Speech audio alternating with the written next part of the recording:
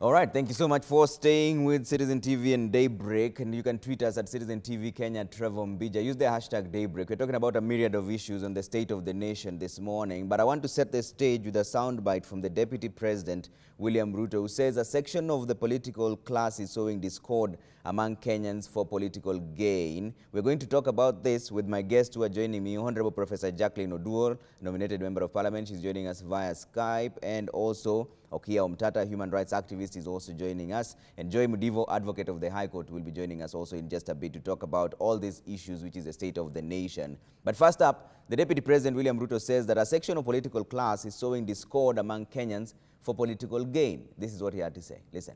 We must say no to hate. We must say no to division. We must say no to ethnicity. And we must say no to those who want to split us and cause division and violence in our midst. Violence will never, ever be part of our political dispensation in Kenya. Kwa sababu kuna watu wengi wamefaidika. Siasa yao msingi wake ni kuwagawanya watu na kuwapiganisha. Na ndio tunasema hiyo siasa, kuna watu wengi sana wanatafuta namna, wanasukuma njia ya vile ya kuwagawanya wa Kenya. Na tunawaambia hamutafaulu. You will not succeed in dividing the people of Kenya along ethnic lines. You will not succeed in putting division and hate amongst Kenyans so that they can fight for your political sake. You will not succeed. Kenya shall be united. Professor Oduor, let me start with you. Is it, and before we come to that, let me bring in Okiya Omtata on this. Okiya, is it enough for the Deputy President to simply condemn the people who he says that are sowing seeds of discord? Well, I think for a politician, I think that's how he's framed it, and I would not be in a position to condemn what he has said. I think I would take the words on their merit and say, on their face value, and say that, and give him the benefit of doubt that he means what he's saying, and say that it's an important statement that needs to be taken to heart by all, including himself. Yeah, but you've seen a lot of movement in the courts, in the corridors of justice, and you have been one person who's been there a lot now. The MPs have been taken in there for incitement and then they're released. Are we just locked in a game of musical chairs here where there's just, they say one thing, they're taken to court, they're released, and that's just it? You see, the courts go by the law, and the supreme law is the Constitution.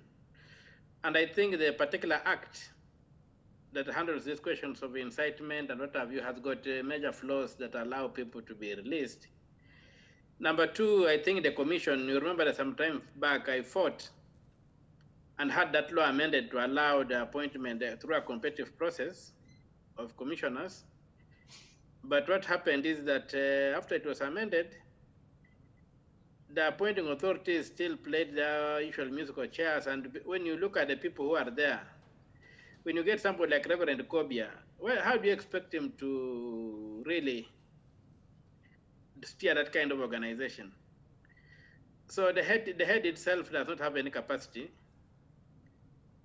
and so the organization cannot work. And then you'll find that when these people are charged, the evidence has to be produced and stuff like that, and you find that the courts find that the evidentiary level of the charges, which are criminal charges, cannot hold, so they let people go free.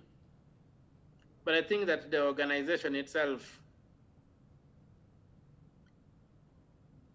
lacks in the capacity to be a law enforcement organ, and more what it does is to try and behave like some form of some form of PR arm of the government to try, or some form of diplomatic arm of the government to try and maybe tell people this and that.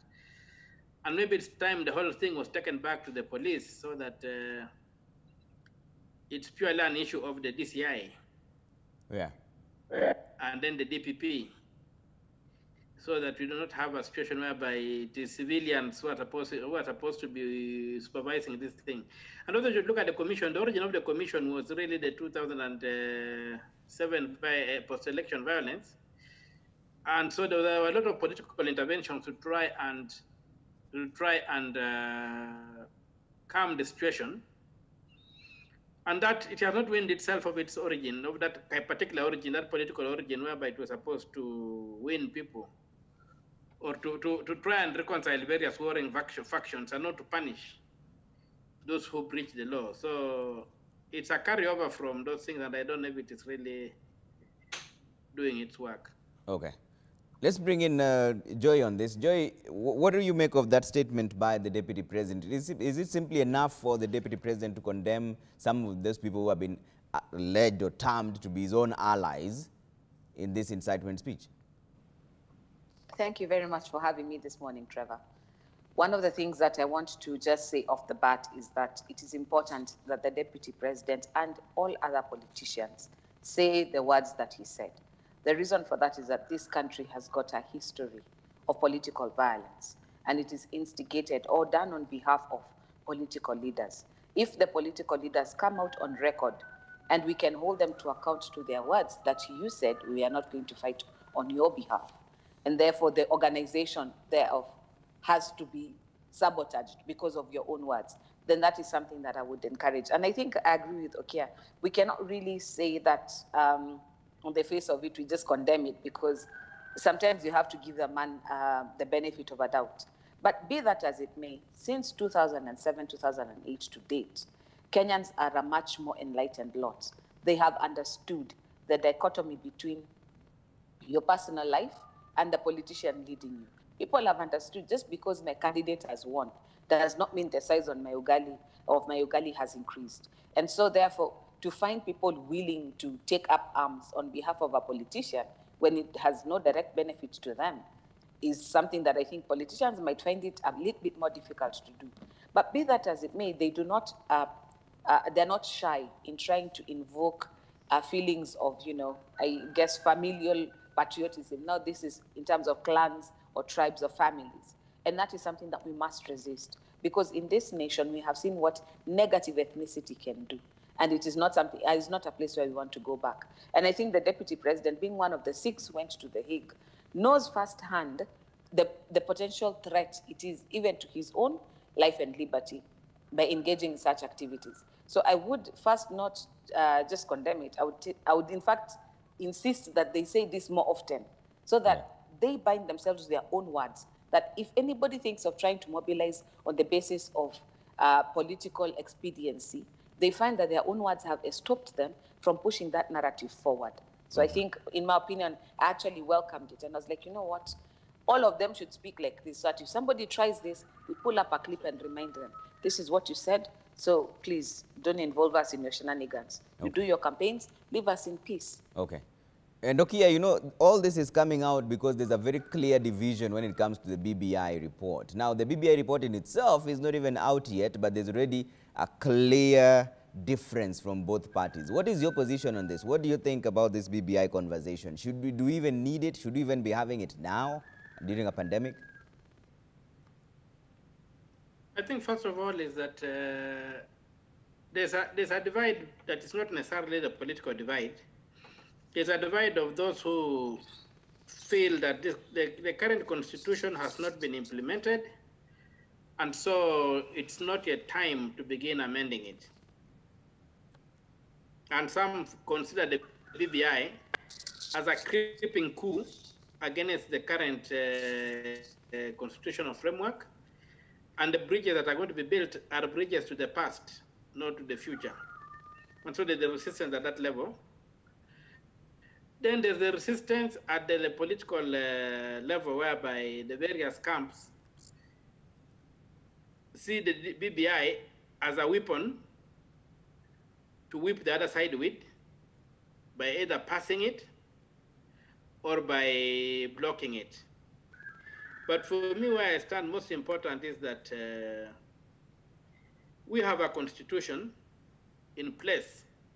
The BBI is not being worked out in a vacuum. We have a constitution in place, and the BBI is extra-constitutional. It's being organized outside the constitution because the people in power don't believe in this constitution, And so my main beef with the BBI is that it's extra-constitutional, is carrying money, is using public funds without due process or without the various institutions that supervise the use of public funds being involved, or that release public funds being involved, including Parliament. We also find that it's purporting to use the popular initiative, which is really reserved for citizens, and yet it's being driven by the political class. So you wonder why they're not invoking the particular section. That is section, with a section that allows them, that's 256, Article 256, that allows them to introduce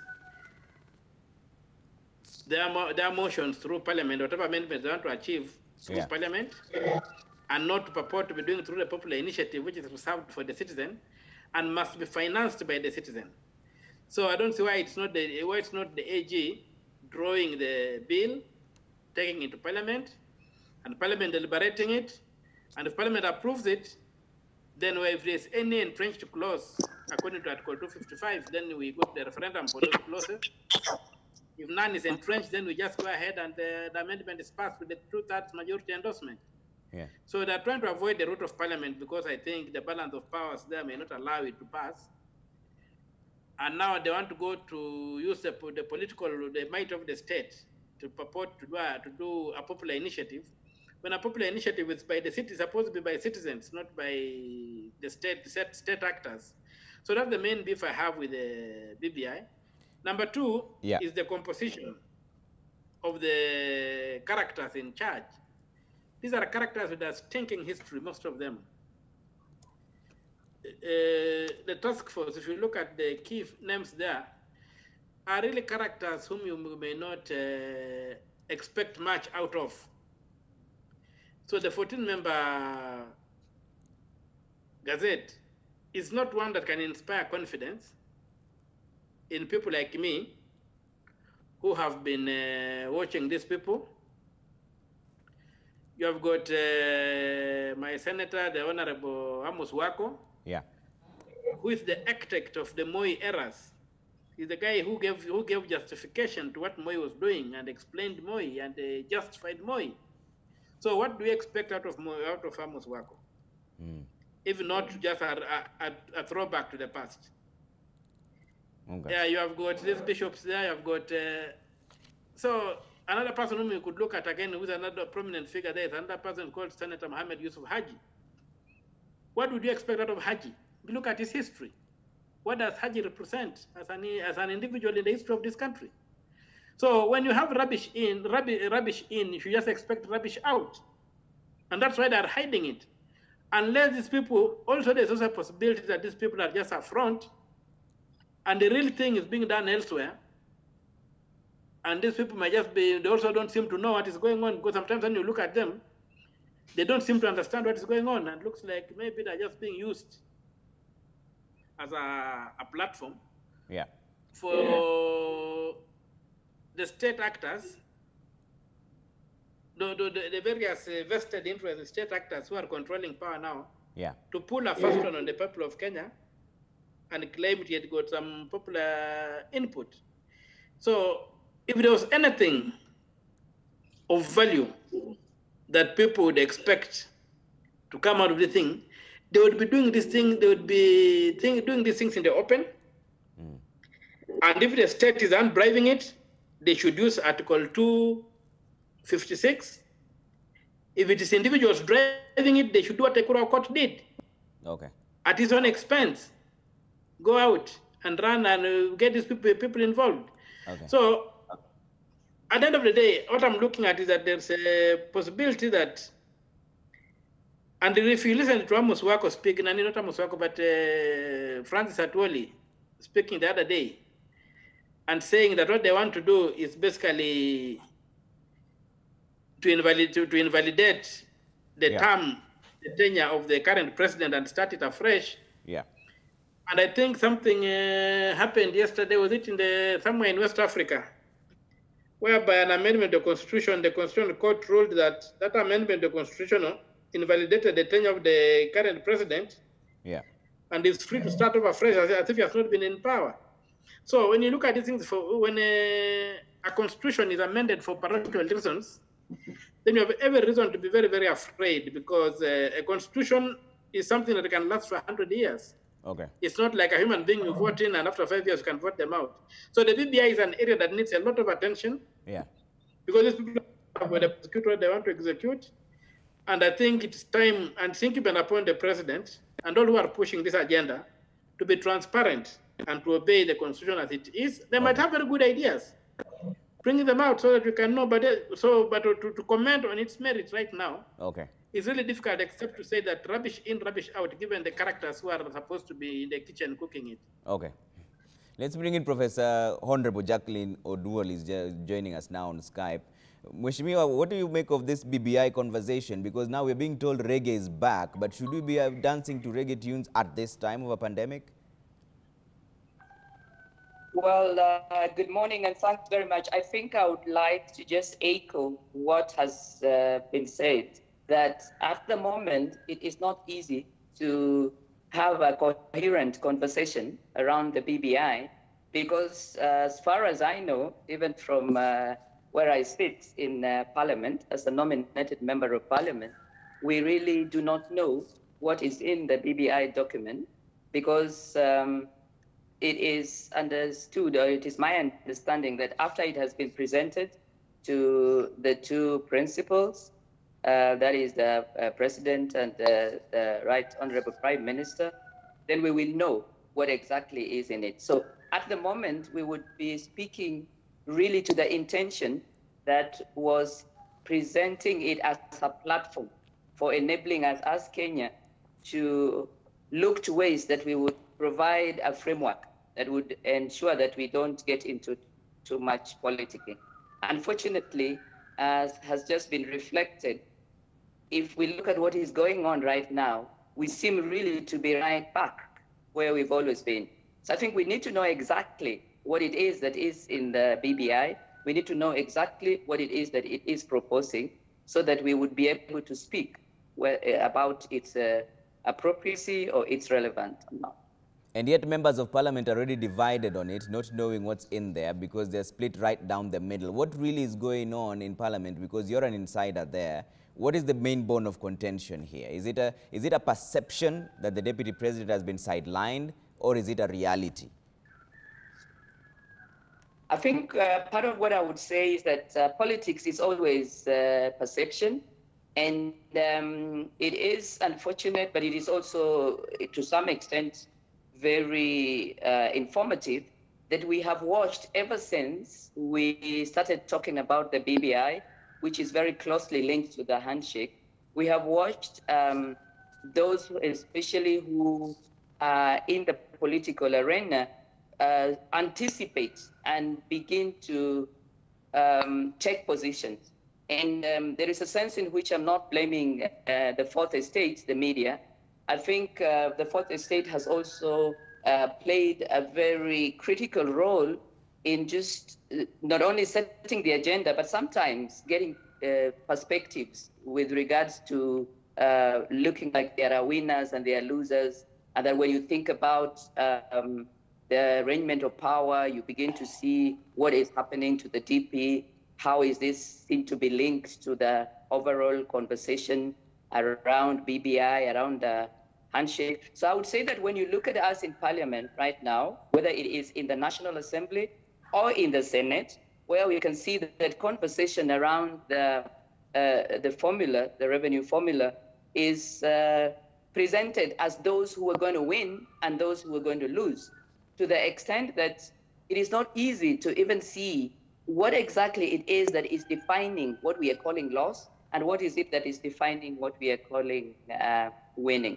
So I would say that, yes, in Parliament, there is really a clear perception that there are those who might now not seek too much to look at the details or to even have a coherent conversation that would make the differences be clearly placed on the table, but who seem to have taken a position.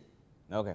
Let's now talk about that issue because you brought it up. We're taking a stock take of the state of the nation, the issue around the revenue divide. And Joy, I'll bring you in on this. Do you make it that this is a deliberate effort to claw back on the gains made by devolution? For the record 10th time, senators could not come up with a revenue dividing formula for the counties, and yet they know that the county chiefs have said by on Thursday they're going to grind to a halt. Those are jobs and livelihoods that we're talking about in the devolved units. Is this a deliberate effort to claw back on these gains made by devolution, or is it just a simple political contest, whereas the Wananchi is the one who's hurting? Now, let me start from where I think the genesis of this problem is. It's in the implementation of the Constitution. One of the commissions that I think we ought not have done away with as quickly as we did was the Commission on the Implementation of the Constitution. Because since that time, we have seen laws passed by the National Assembly that do not fit with what the intention and the letter of the Constitution is. And therefore, because before, the Nyachai Committee would have Commission would have flagged it, and that law now would have had to go back to Parliament in order to align. So this started with the passing of the budget in the National Assembly. When they passed DORA, the Division of Revenue Allocation, and they gave a figure that was less than the 15% put in the Constitution. And if you remember the standoff and the famous Duale position of only 316 billion is available, deal with it, we're not giving you a shilling more.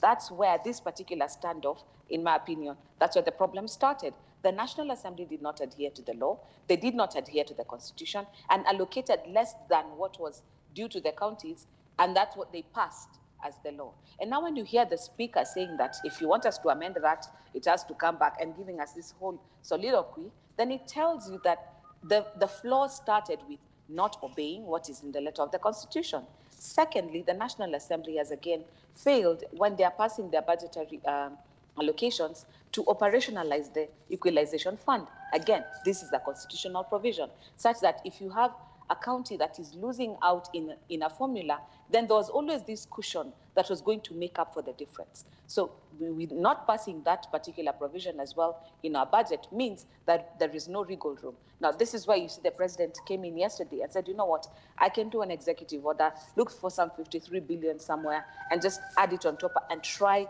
and make these numbers a little bit more workable. Coming now to the Senate also has had their flaws because you are talking about, is this a defeat of devolution?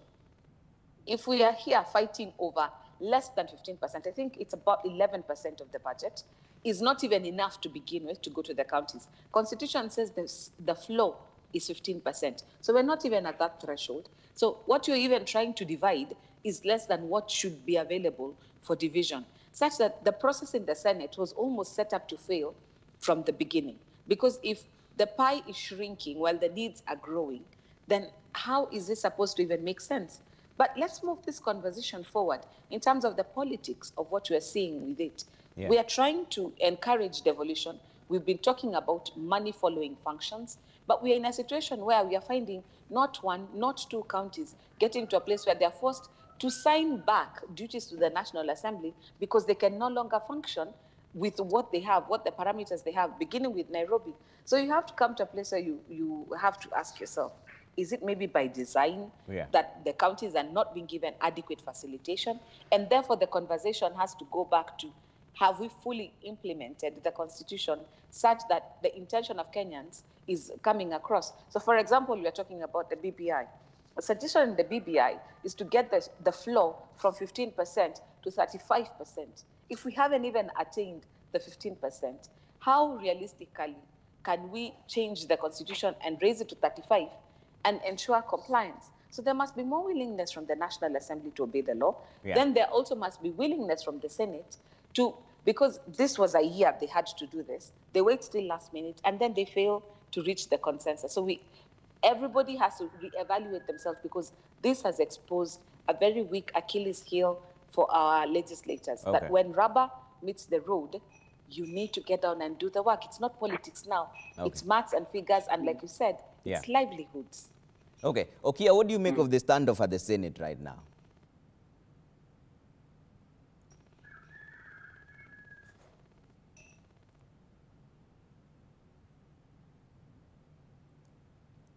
Okiya, I seem to not have heard your sound. Please activate your sound. As we wait I'm saying for... the standoff, the Yes. standoff at the Senate, to me, is for two prongs. One, it is healthy in the sense that the House is asserting itself beyond what you could say was anticipated, beyond what has been happening of late, whereby the House has just been rubber stamping what the executive wants. So from that point of view, I think it's a positive development and a sign that it's possible for the House to assert itself. On the other side, I think that there's lack of political leadership in that we are not perceiving this country as one. We seem to look at the country as a patchwork of various competing interests, and the Kenyan nation seems to be missing in all that is going on in the Senate. And that goes back to the divisive rhetoric we had from the politicians. And so I would really, from where I stand, I really say that it's lack of leadership in terms of the politicians who control this country. Yeah. And it is something that should be sorted out because of the implications it has on devolution. And unless it could also be intentionally done to kill devolution, so that you can say that devolution is not working. We need a unitary, we're going to go back to the centralized state. So it has got its dangers, and I think it's time that the senators should rise up to the occasion and address the issues. Yeah. And money that should go to the counties should be released to the counties, so that even if it's using the last formula, it should be released to the counties so that the county can continue. There are also other things that are coming in which are really, when you talk of the formula of 1 man, 1 shilling, it's totally nonsensical in the sense of a country like Kenya, whereby you even realize that it's not, when you come to the basis of the weight of the vote in the Senate is not weighted on 1 person, 1 vote, because you'll find that some counties like Lamu have only 2 MPs, very few people, but the vote of their senator in the Senate is basically is the same as the vote of a senator from Kiambu, who controls a lot of people. So this nonsense of 1 man, 1 shilling really does not work. We should look at really what was the mischief that the various funds that were put up was meant to cure, and proceed to deploy those funds to cure that mischief that is mostly historical, some is regional, and look at Kenya as a single country that needs to develop in all corners, and then look at the needs on the ground and say, this area maybe needs an intervention in hospitals, let us fund the hospitals. This area maybe needs an intervention in roads, let us fund the roads.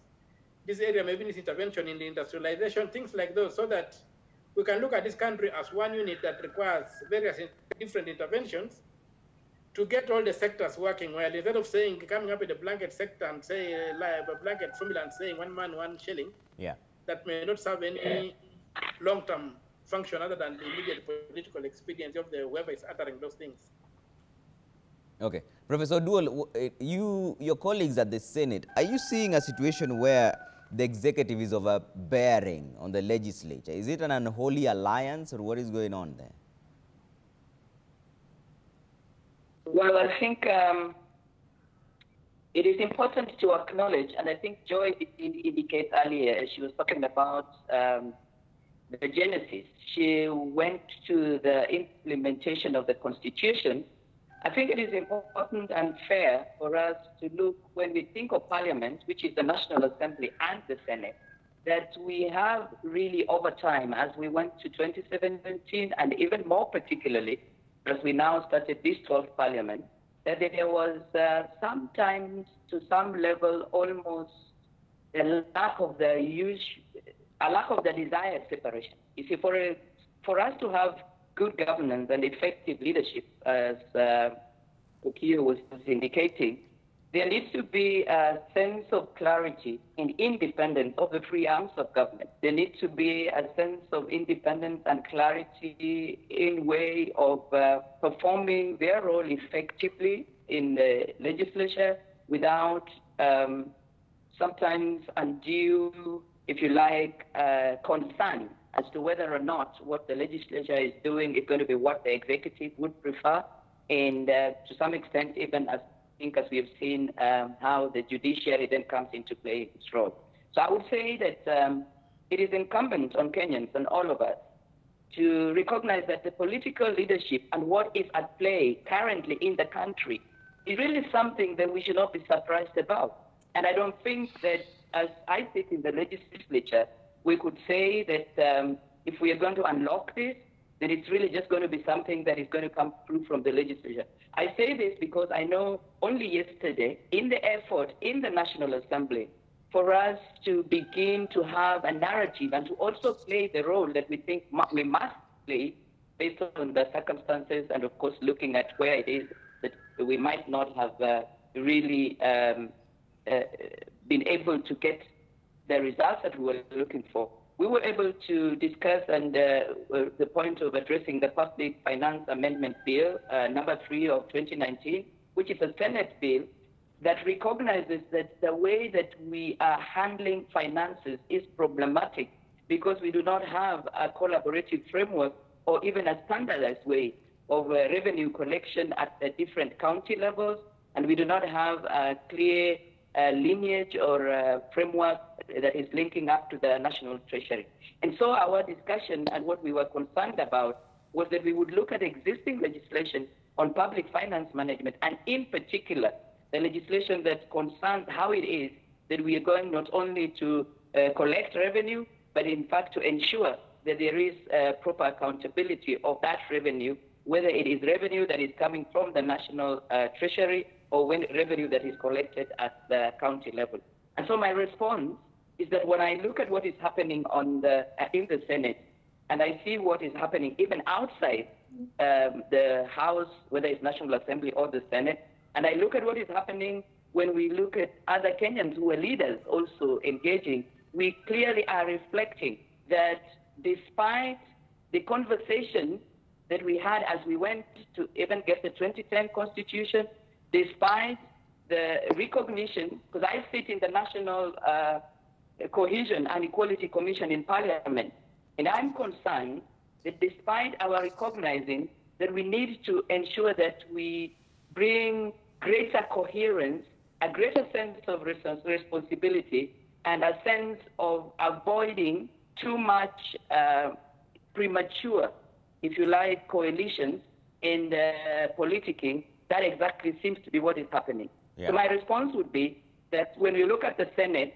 I think it is important, as Okiya said, to see that the legislatures are seeking to realize, the senators to realize their responsibility and to stand up and sort of get heard. But I am concerned that in some ways, even as they engage, I am not convinced that the conversation is looking more at how it is that we want to ensure that the county and the citizens are enabled to meet their needs or to get their service delivery. It might be more wading into how it is that we are playing on the current political agenda.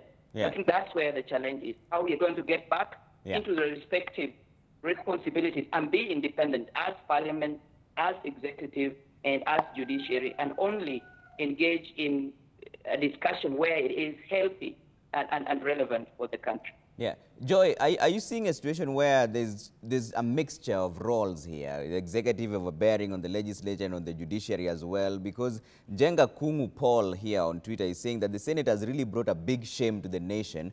They have demonstrated total incapability to represent the counties. It ought to be dissolved and take its responsibility to the National Assembly. How comes a 10th time they can't agree? It's simple, it's incapacitated. I must agree with Kong on a certain level where we need to reevaluate the purpose we have had this constitution for 10 years. Let's reevaluate the purpose of some of the functions that we assigned to the Senate. Does the Senate have enough muscle to do that which we are asking them to do? And what this particular standoff has shown is that the Senate is not as well equipped as we thought they were to be able to carry out their function. So for example, we're asking them to do division of revenue now that it has passed from the National Assembly and come to them. So we give them the formula that they have been given. But anytime we need to make an adjustment to the mathematics, it becomes a money bill and has to go back to the National Assembly. So there are some of these things that we wrote in our constitution that have hamstrung the Senate. So as much as I'm very unimpressed by this Senate, make no doubt about that, I'm very unimpressed with this Senate. But at the same time, I see where they actually have a weakness, that they cannot really be able to do the work that we have assigned them to do. Secondly, like I said before, we are dealing with just the 15%, even less than the 15% in the Senate right now. If the 85% that is left was used according to the principles of the public finance management, would there really be a need to fight over this 15%? So for example, if roads were being rolled out across the country properly and effectively without having to go back to the county coffers, would we be talking about an allocation being given to roads, for example? Like I've given the example before, if you're in Nairobi, or let's say if you're in Kiambu, moving from one constituency to another might literally be driving across an 8-kilometer stretch. And you've come from one constituency to another constituency in Kiambu County. Now, if you're in a place like Wajir, and you're coming from one constituency to another constituency, there is a reason why people are populated densely in some of these counties and not in others, because of the development factor. People go where there is something for them to do.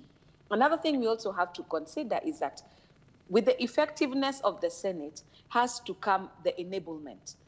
When the drafters of this constitution were drafting this constitution, they made the National Assembly the upper house, made the Senate the lower house, and just gave the titles.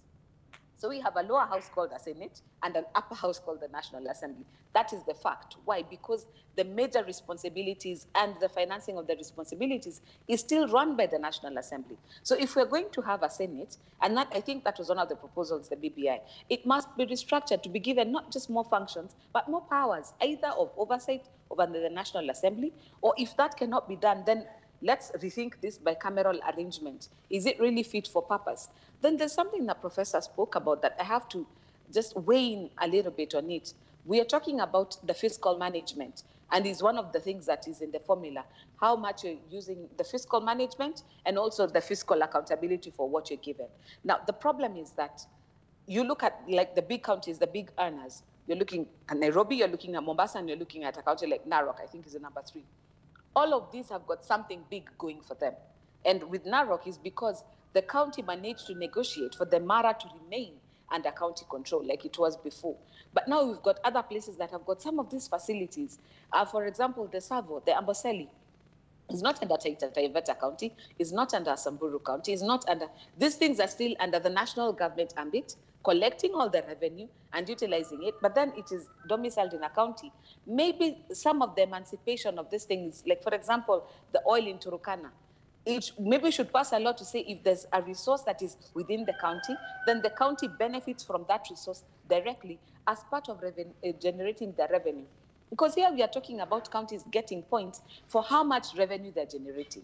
But if the biggest earner in your county is still reverting back to national government, then it is speaking out of both sides of our mouths. So in terms of what we expect of the Senate to do, the Constitution hamstrung them to be very, very dependent on the National Assembly. And if moving forward with what we have seen of the evolution of the last 10 years, what we have seen of the Senate of the last 10 years, then I agree with your viewer who has sent in a tweet that maybe it is time to reevaluate whether we need a Senate. And if we do need a Senate, if it remains the way it is now, that is a lower house with a big house name, or if we need to rework it so that it's really an upper house. If we cannot do that, then can we change it fit for purpose? Can it become a periodic house, for example, that sits every 4th year to look at the revenue sharing, to look at what it's only convened to when there is an impeachment of a president? Then can we rework it? Because we are at a situation where, even I feel for the senators, they really want to work, but they really can't. Okay. So as much as we're all saying they're a big shame, what else can they do? Okay. And Okiya, is it an issue of the wording around what we decide as a country constitutionally? Because, you know, the Constitution provides for what we call 15% of last audited and approved ordinary revenue. We haven't had ordinary revenue of more than 1 trillion, meaning the 316 billion could easily be 31.6%. Yeah, those are details and whatever, but the issue for me is the spirit in which we are operating. The spirit in which we are operating is not Republican at all. We forget that the name of this country is the Republic of Kenya, and we have gone ahead and we treat it like some kiosk or something that doesn't merit proper management. So I think that for us, for me, where I sit, those details will fall in place and are not an issue that should really hamstring us or stop us from going ahead. Because if really our desire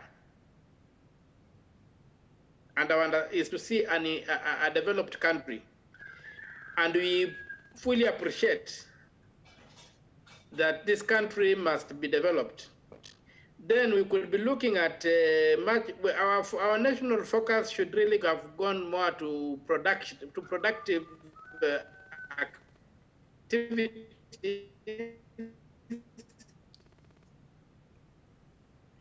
than to redistributive activities. Is going to get us nowhere. There has to be an obsession with production. How do we create new wealth? How do we address the youth bulge that's coming up?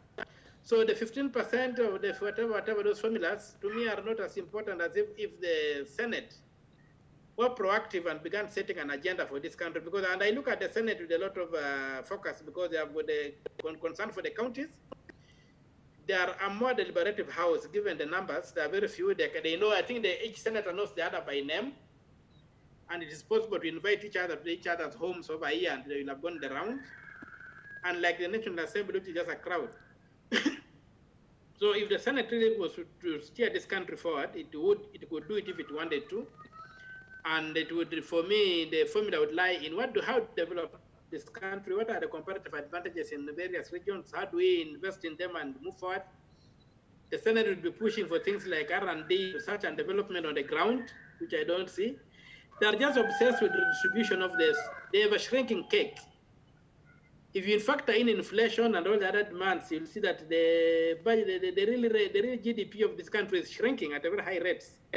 If you factor in inflation, the growth in population and things like those. So the GDP is growing in very high rates, and the production on the ground, just like you see the lady has talked of, I forget the name, sorry, I'm very poor at names. The lady advocate has talked of, these issues of like with the natural resources that are found within these counties. The Senate has done virtually nothing to come up with legislation, maybe to address the issue of what happens with these resources and what are the benefits to the host communities and stuff like that. So that we can really generate a culture, we can really have a culture of generating wealth from the ground, and a culture of waiting to be given grants. So how much has each county, we are now 10 years since we developed, we are running to 10 years. How much has each county begun producing its own revenue, instead of relying on basically what they're getting from the central government? And you'll find that most of this money that's being fought over from the central government might even end up just going to recurrent expenditure with very little result for real development. So I really think that the Senate, the failure of our Senate is the failure to chart a way for this country to be developed, and the obsession that it has with a redistributive agenda that is not sustainable over the long run. And I would really urge the senators to think tomorrow, and to begin working for tomorrow, and to begin working with a passion that they were born in a third world, but they decide to die in the first world without leaving this country. And that can be done, and that's what should really be driving this country. Because if you look at the figures that really, in the big picture, in the big scheme of things,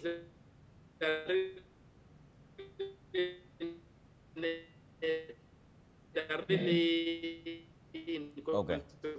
Okay, Omtata, we seem to be having a bit of a to the national challenge. budget itself. Yeah. And, Right. and the national Omtata, let me sort out your sound issues before I come back to you in just a bit. Professor Oduor, let's talk about corruption now. How best can this be fought in a country where there seems to be corruption left, right, and center? Now we're seeing KEMSA, we hear Ministry of Health. I mean, it's corruption after day in, day out. What is the best approach to deal with this?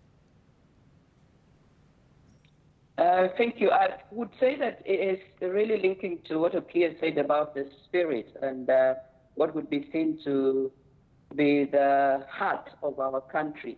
I see that one of the greatest challenges that led us to even begin to think of BBI or a possibility of relooking our constitution or legal framework was our concern that corruption seemed to be the norm.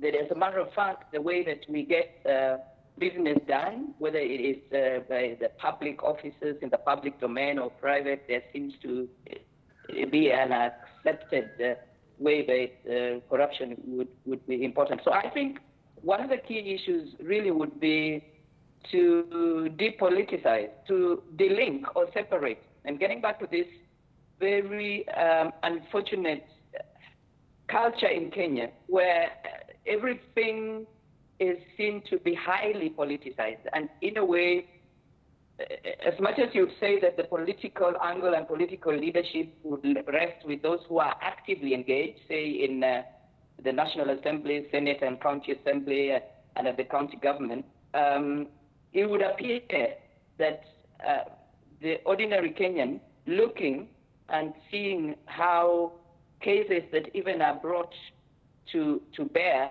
are handled do not necessarily appear to be premised on seeking justice, or do not necessarily seem to be defined by search for credible evidence.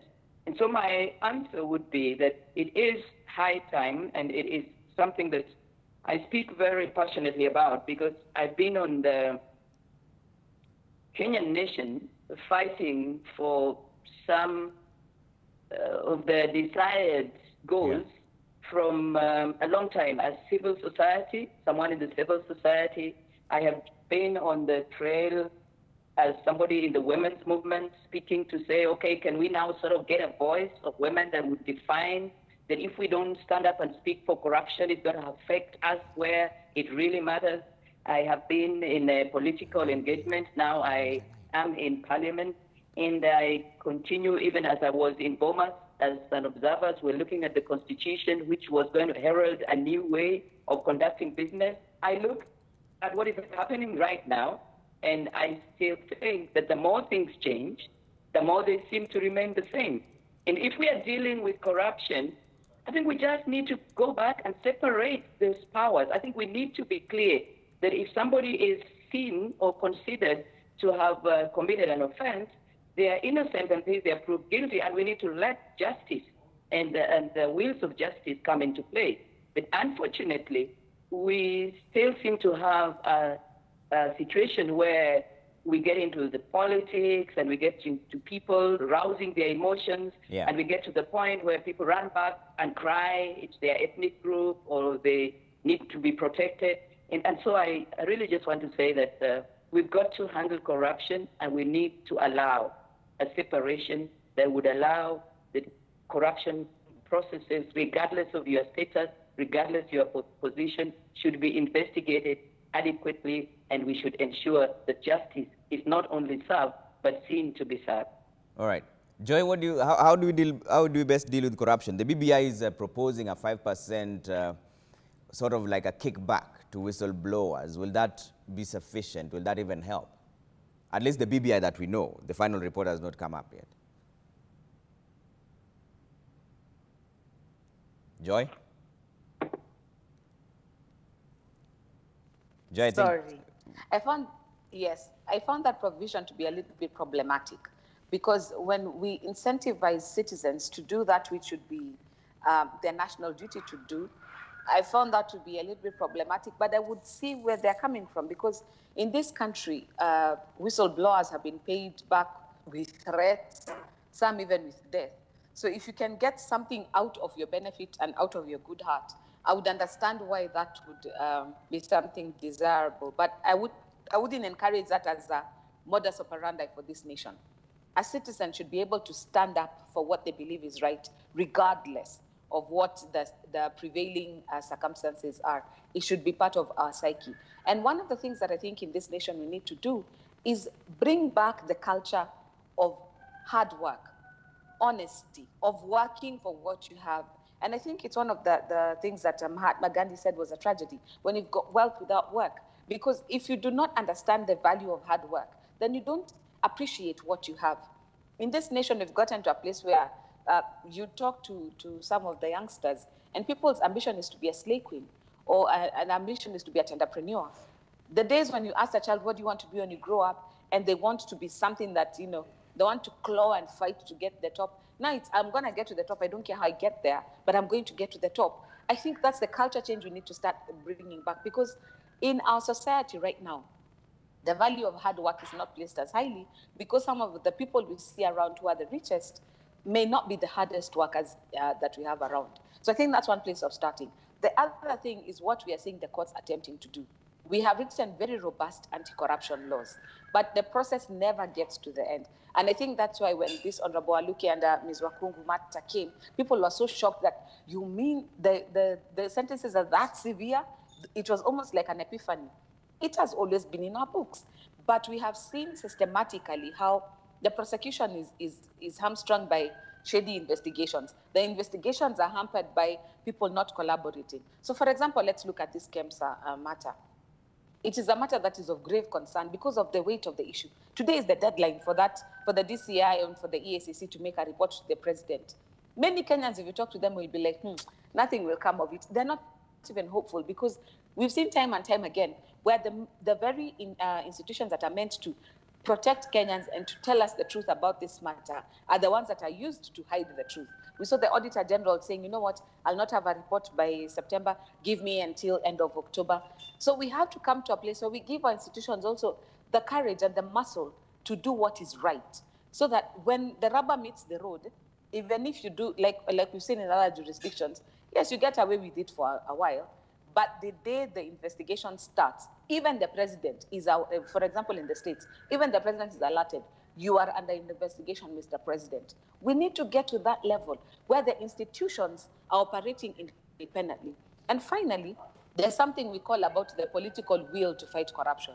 In my opinion, that's one of our biggest weaknesses in the fight against corruption, because political will is subjective to the whims of the politicians. If they do not display political will, then there is no fight against corruption. If the political will is to finish you, whether or not there is corruption, we've had this word being used, the weaponization of corruption. So we had it during Aurora and Plumered. We are hearing it again now with KEMSA. How is it politicization when we want to get answers as Kenyans? So we need to come to a place where we don't need political will for us to investigate and to punish corruption.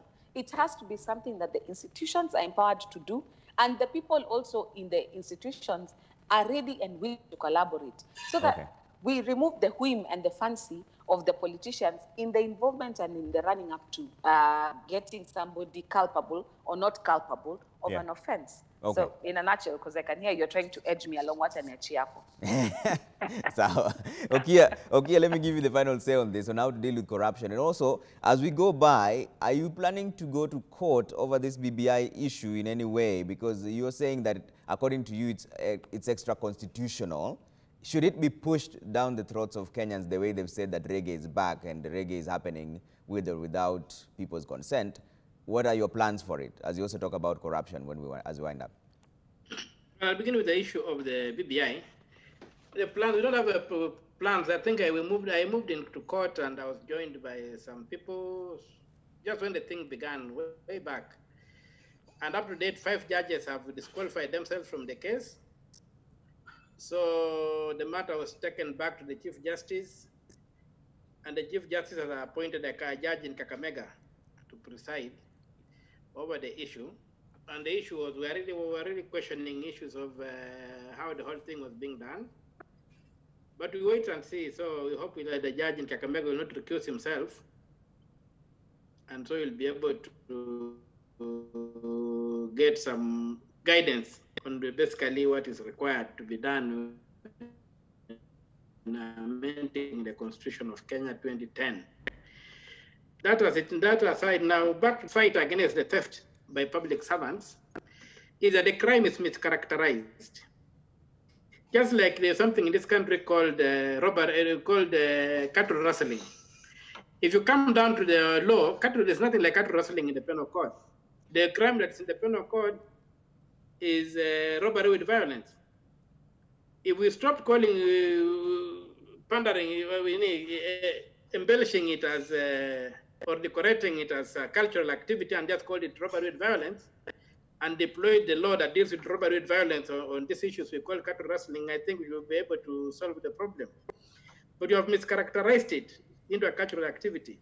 The same thing happens with corruption. Theft, we have mischaracterized theft by servant in what we are calling corruption. And then you have given an agency which has got totally no mandate to fight crime to be in charge of it. If you look at Article 79, which establishes the Anti-Corruption, the Ethics and Anti-Corruption Commission, the functions of that commission are strictly to enforce Chapter 6 of the Constitution. Chapter 6 of the Constitution has got absolutely nothing to do with fighting crime. Chapter 6 deals with enforcing a code of conduct, whereby people are supposed to dress well, not to misbehave. Public servants are supposed to do their work, and they're not supposed to operate foreign accounts, and not supposed to have 2 jobs. Things like those are the things that the ethics and corruption is supposed to deal with. And my expectation would be that where then it encounters criminality, it should call in the police. The police even have got a CID, have got a desk on economic crimes, which is idle and underfunded. Call in the police and let the police deal with these people. But when you look at this anti-corruption thing, this thing and on Mamlaka Road, it's just a platform for catwalks. People go there to perform catwalks and they walk away. Okay. And then they're called corrupt. If we call these people as thieves, these are thieves of public funds, and we deal with them the way we deal with people who steal chicken in the village. Okay. I think this thing can be tackled, but for as long as we use very corrective words around it and we don't address it, it cannot be tackled. And I think give the OCS his powers back. Okay. Let the OCS be the officer dealing with the theft of public funds. Yeah. And we'll fix this problem. Okay. We have to leave it there. But most fundamental, my friend, is that the way power is acquired, retained, and deployed in this country is corrupt. Okay. And so the original sin or the source of corruption is the way we acquire power, state power in this country, the way state power is maintained, and the way state power is executed. It's just rooted in corruption. And until we address that, we are wasting our time. All right. Thank you so much, Okiya Omtata, human rights activist, Joy Mudivo, advocate of the High Court, and Professor Jackline Oduor, nominated member of parliament, talking about the state of the nation. Now it's time for a workout step.